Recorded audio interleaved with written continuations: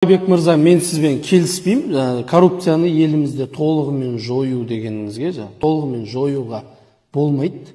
Коррупция былайынша келгенде оны мойындау керек, біздің елімізде әзірге керек нәрсе. Себебі коррупцияны қазір толығымен парақорлықты алып тастайтын болсақ, абитуриенттер оқуға түсе алмайды, түскендері ертең сессиясын тапсыра алмайды, сессиясын бірең сараңын тапсырып шыққандары ертең жұмысқа кіре алмайды, жұмысқа кіргені повышениеға кете алмайды деген сияқты парақорлықтың бізде қазіргі таңда қатты керек болып тұрған жерлерде бар.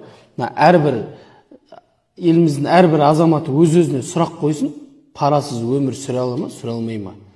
Өмірінде пара берген ба, бермеген ба сұрақ қойсыншы. Адам өз-өзіне өтірік айта алмайды ғой. Сол себепті дайын ба әрі қарай парасыз өмір сүруге?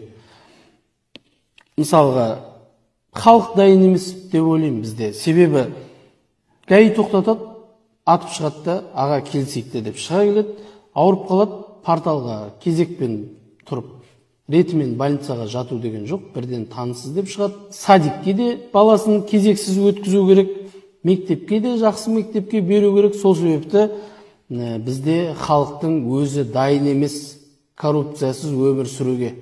Енді жалпақ тілмен айтқанда, беретін адам болмаса, алатын адам атасының басын ала ма дегендей ғой. Рахмет.